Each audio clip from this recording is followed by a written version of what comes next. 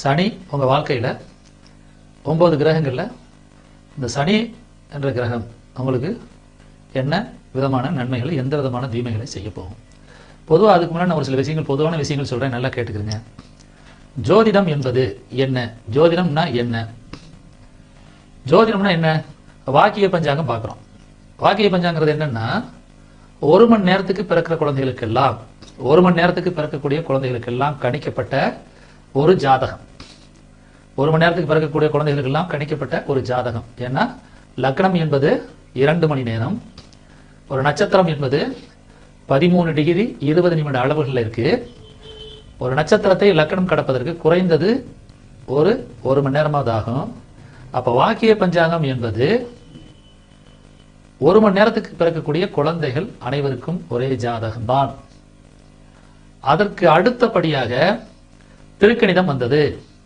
திருக்கணிதம் என்பது ஒரு நட்சத்திரத்தின் 4 பாதங்களாக பிரித்து அது எந்த பாதத்தில் கடந்து செல்கிறதோ அதன் ரீதியாக கணிக்கப்பட்ட ஜாதகம்.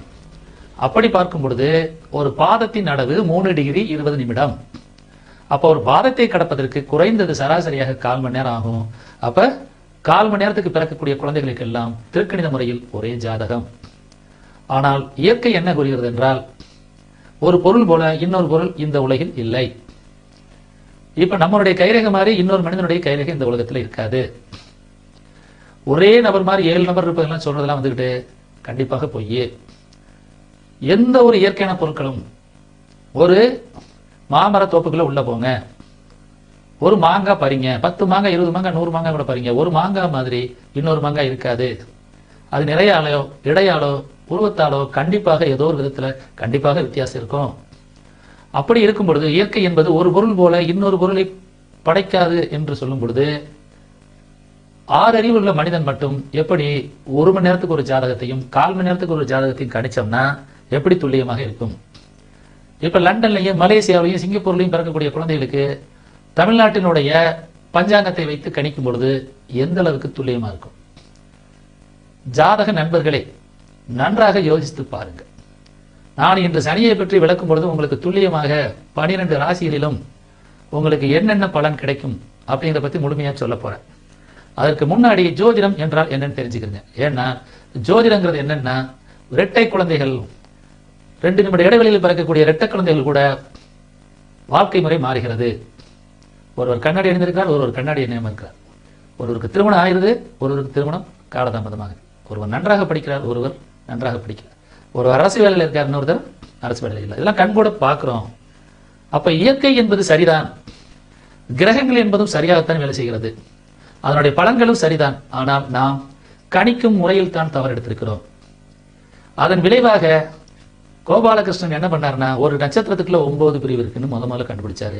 அதனுடைய பரிணாமமாக கிருஷ்ணமூர்த்தி என்ன பண்ணார்னா, நட்சத்திரத்தை 9 பகுதியா பிரிச்சு உபநட்சத்திர முறையில் பிரிச்சு கொடுத்தாரு. அப்படி பார்க்கும் பொழுது இங்க என்ன நம்ம பார்க்கிறோம்னா, அதை விட பரிணாமமாக இப்ப நம்ம என்ன சொல்லி கொடுக்கிறோம்னா, பாவத்தையே 12 பாவத்துக்கும் ஆரம்பம் எடுத்து சொல்லி கொடுக்கிறோம். இன்றைக்கு நட்சத்திரம் தான், இன்றைக்கு நட்சத்திரம் பரணி நட்சத்திரம் போயிட்டு இருக்கு, 3 மணிக்கு ஆரம்பிச்சிருக்கு. இந்த 3 மணிக்கு ஆரம்பிக்கக்கூடிய 12 நட்சத்திரம் நாளைக்கு சராசரியா ஒரு 4 மணி வரை ஓடுதுன்னா அந்த 4 மணிக்குள்ள 9 விதமான பலனை கொடுக்கும். நல்லா தெரிஞ்சுக்கிறீங்க ஜோதிட அன்பர்களே, ஜோதிட ஆர்வலர்களே, ஜாதகம் பார்க்க வர்ற மக்களே. இன்னைக்கு ஒரு நட்சத்திரம் பரணி நட்சத்திரமாக இருந்து இன்னைக்கு 3 மணிக்கு ஆரம்பிக்குதுன்னா நாளைக்கு 4 மணி வரையும் சராசரியாக பிறக்கக்கூடிய குழந்தைகள் அனைவருமே சுக்கிரதசை தான்.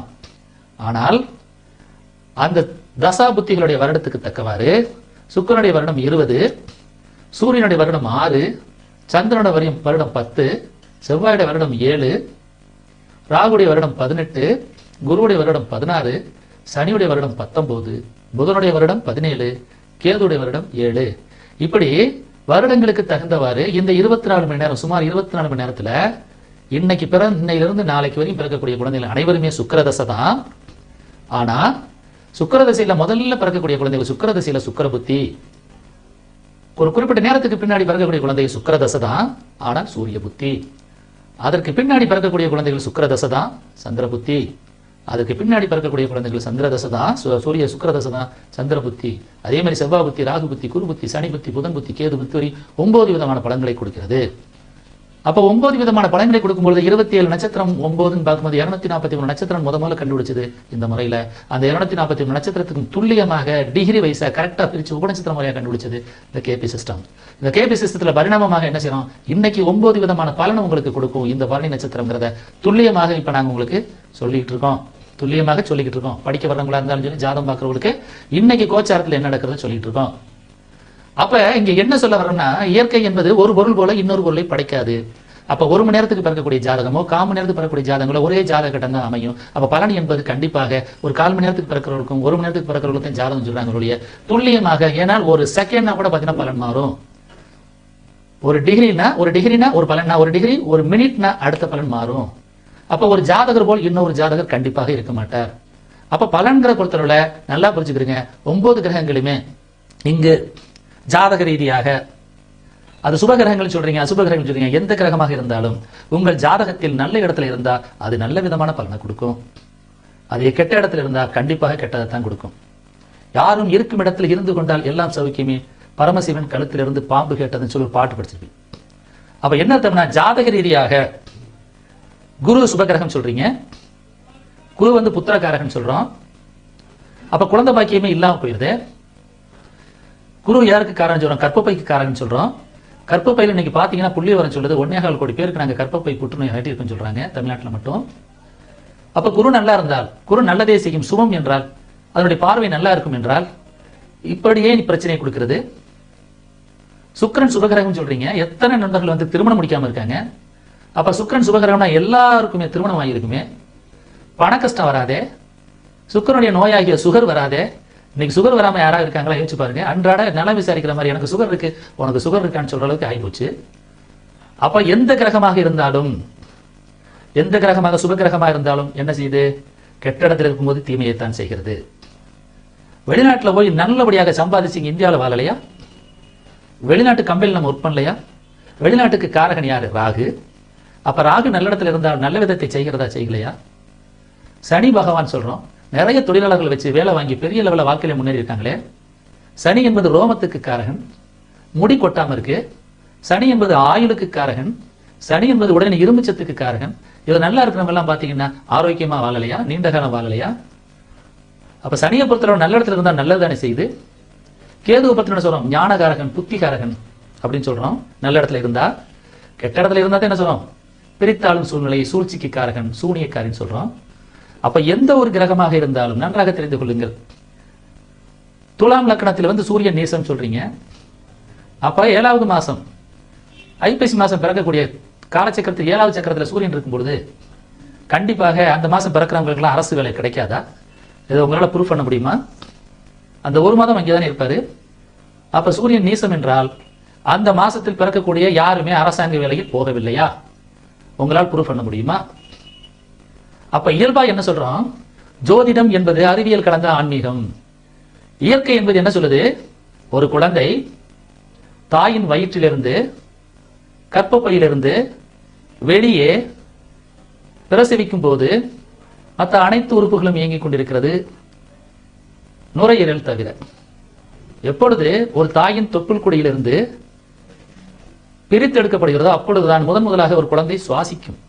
அந்த முதலாக குழந்தை சுவாசிக்கும் பொழுது பிரபஞ்ச சக்தி 9 நவக்கிரகங்கள் 27 நட்சத்திரங்கள் என்ன தாக்கத்தை ஏற்படுதோ உடல் ரீதியாக, அதன் ரீதியாக அன்றையே அதனுடைய பலன் தீர்மானிக்கப்பட்டு விடுது, அதனுடைய ஆயுள் வரையும். இதை எந்தெந்த காலகட்டங்கள்ல எப்படியெல்லாம் ஒரு ஜாதகர் அனுபவிப்பாரு அப்படிங்கிறத யார் தீர்மானிக்கிறது, அந்த விதியை தீர்மானிக்கிற தசாபுத்தி காலங்களில் சந்திரன் எடுத்து நடத்தி அது எந்தெந்த காலங்களில் கொடுக்க வேண்டிய வேலையை சந்திரன் செய்கிறது. இங்க இருக்கும் ஜோதிடர்கள் அனைவருக்குமே தெரியும், சந்திரன் என்பதுதான் தசையை நடத்தும். பிறப்பு நட்சத்திரம் என்பது இன்று பிறக்கக்கூடிய குழந்தை ஒருவருக்கு பரணி நட்சத்திரம் என்றால், இந்த பரணி நட்சத்திரம் தசையை வைத்து சந்திரன் நடத்தும் பொழுது கோச்சாரத்தில் இன்று சந்திரன் பரணி நட்சத்திரத்தில் போய் கொண்டிருக்கிறார். அப்ப பரணி என்றால் சுக்கிரதசை. இந்த சுக்கிரதசையில் ஆரம்பத்திலே ஒரு குழந்தை பிறந்தால் கூட 20 வருடங்கள் கழித்து இந்த நட்சத்திரம் சந்திரன் என்ன செய்யும், பரணியிலிருந்து கிருத்திகைக்கு மாறுவார். அது அப்பொழுது சூரிய திசையை நடத்தும்.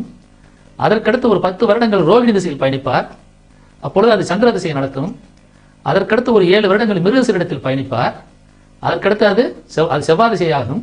அதுக்கடுத்து அது திருவாதிரையில் செல்லும், அது ராகு திசையாகும். இப்படித்தான் வாழ்க்கையில சந்திரன் தசாபுத்தியை நடத்துது.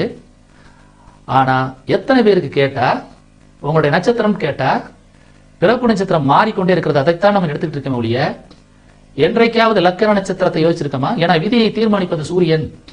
சூரிய ஒளி இல்லாட்டா எந்த உயிரினங்களும் இல்லை. ஆனா நம்ம எதை வச்சு பார்த்துட்டு இருக்கோம்? கேட்டா உடனே நட்சத்திரம் என்ன சொல்றோம்? பிறப்பு நட்சத்திரத்தை சொல்லிட்டு இருக்கோம். நட்சத்திரம் என்பது நகர்ந்து கொண்டே இருப்பது.